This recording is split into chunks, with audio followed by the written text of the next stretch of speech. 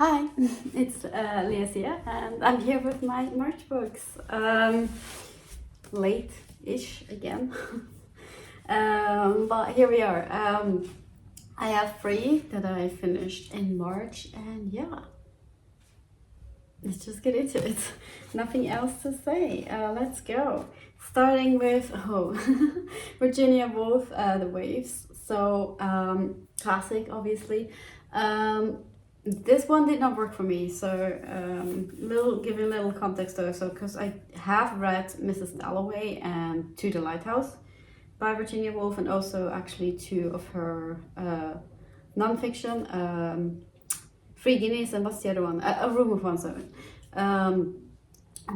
So this one did somehow not work for me, because she has a very peculiar special writing style with like stream of consciousness, and it's obviously a bit more old school written and stuff like that. But in the novels, I kind of like got through it, I got used to it, and I could really enjoy the stories. I like both Mrs. Dalloway and To the Lighthouse, especially Mrs. Dalloway.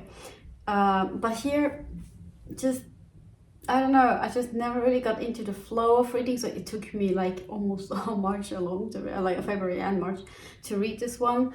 And then also, I didn't really connect with any of the characters because there was not like real story with real characters. I don't know, that sounds so negative. But at the same time, I do want to say I feel like this one not working for me is maybe a me thing, because again, I could not get into I have some noise outside.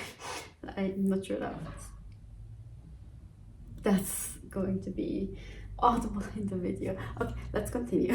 But yeah, anyway, so I don't know how I didn't really rate it because of that, because I felt like if I had like read it in a way that was more flowy, more easy for me, maybe I would feel different about the story itself. So I don't really have much to say. So it's about some young people, like friends, and we start like in school days, or like even kids, when like the one kisses the other, and then she's like being that young, it's like, oh, my life is ruined forever kind of thing.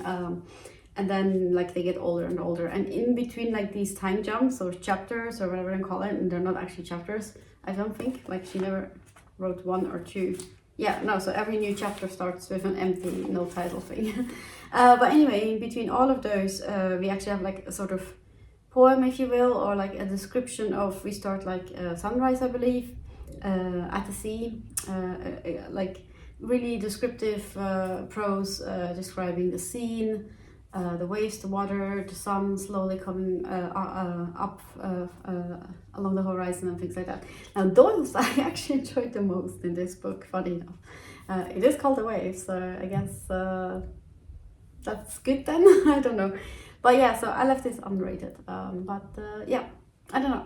Difficult for me, this one. But that's Virginia Woolf, The Waves. Number 2 that I finished was Like Water for Chocolate by Laura Esquivel. I'm not sure how to pronounce that, Mexican. So this was an interesting read. So also interesting kind of framing of the story, because we start, if I'm not wrong, with a first person and someone that then talks about their great aunt, or is it great grandmother? I don't fully remember, great grandmother or great aunt or something like that. And then we go back, and that's Tita, and we follow Tita's story. And so basically, Tita is the youngest daughter in a family, and in this family, like, tradition is so strong that she is basically forced into servitude for her mom for the rest of her life. Basically, she must take care of her mom in her old age, like the youngest child. So she's not allowed to marry. She even gets a marriage proposal, but she's not allowed. And the mom is like this super tyrant-ish matriarch figure that's really scary and really annoying for you as a reader, that she tramples over Tita, but also over everyone else. And there's also some unrest, like where they live, like at the same time there's like war or civil war, I don't exactly know, going on.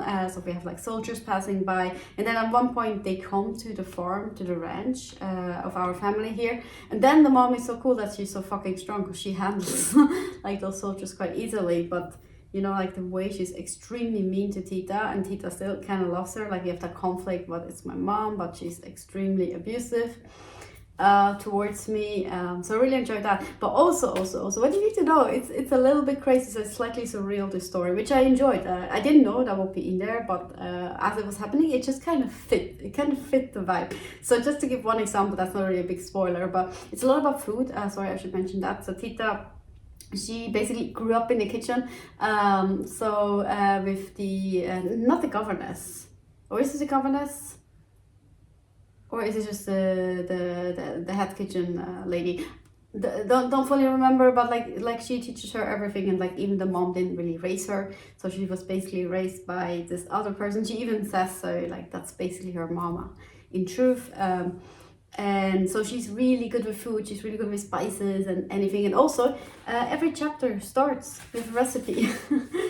and during the chapter, they will like explain the steps in order to do this recipe, as they are also explaining the story. And in the story, like they are cooking that recipe, and at the same time something is happening. It's a really cool concept. But coming back to the surreal part, so one of these things is then so hot, so spicy, that this person needs to go shower, and she's so hot, she's burning, and she sets the little shower house on fire. That kind of surreal. So but again, it just kind of really fit, and I really enjoyed this. This was really cool. I think I gave it 4 stars. So I can highly recommend it. Like very different read. Oh, and yeah, so she did get a marriage proposal, like I said. So it's a lot about family drama, family dynamics. I would say the love interest, the man she wasn't allowed to marry, is not necessarily in the full focus. Like I said, it's a lot about food, it's a lot about Tita herself and her experiences, but that's also there. Yeah, and also, will they, won't they, in the end, like can Tita fight against her mom and get what she wants anyway, although he's then married, so, and things like that. But yeah, I really enjoyed this one. I can highly recommend it. It was a different read and really cool. And then lastly, book number 3 for March was The Master and Margarita by Mikail Bulgakov. I'm not sure I pronounced that okay. Hope so. Russian literature recommended by a friend. Also funny if I had to laugh because the cat is in the story. Anyway, so also surrealism here. So we have like supernatural world, but we are in Russia. I think slightly period piece. I don't know. Do they say in which year we are? I don't think they do. But I would be guessing like late 1800s. We have trams, so maybe early 1900s, somewhere around there. But anyway, so Satan comes to Moscow, and it's interesting story because like we don't have necessarily one red thread, and also Master and Margarita come later in the story, so we just basically start off when basically Satan arrives and starts messing around with people, and one thing leads to the other, leads to the other, leads to the other, and there's just so much stuff happening. There's so many people involved, and then for a while you follow, like first you follow the first person that witnessed, is that a spoiler? Let's just say witness something very terrible, and like how they are then trying to capture Satan, and to other people they look like a crazy person. So then you follow him for a while, and then he's locked away in an asylum, and then like the next thing happens, and then you follow those persons for a while. Sometimes then you switch POV because you met someone else, and then you're with that one. Then we go back into the asylum for a while, and so on and so forth. And also at the same time we have a story about what's his exact name? Pilatus. The procurer of okay, I should have prepared. I might speed this up because I do want to say it properly, so bear with me, please.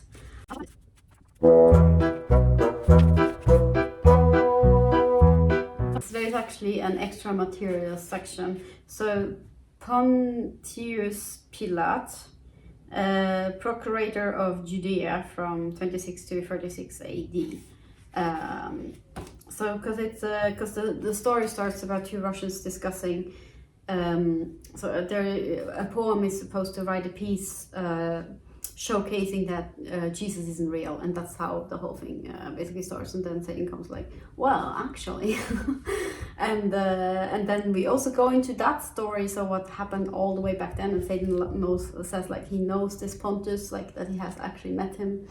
And things like that. So that's also in here. And then again, so somewhere around the midway point, we meet Master, how he fell in love with Margarita, and even though she was married, but they like kept meeting and things like that.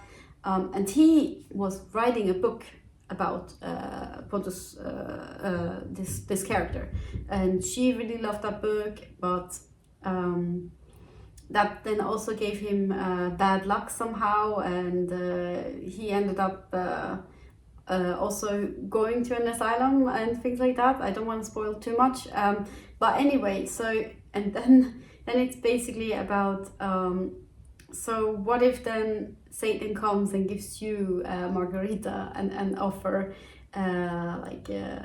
like be a witch for him for the night and things like that.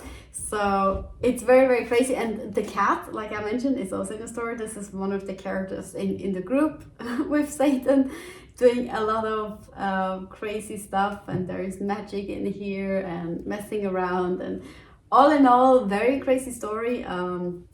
At times for me as non-Russian, slightly difficult to follow because of the names, because it's not just first name and last names that are more difficult for me, but also they have like nicknames at the same time. So it's like 3 or 4 names for one single person, and they use them interchangeably.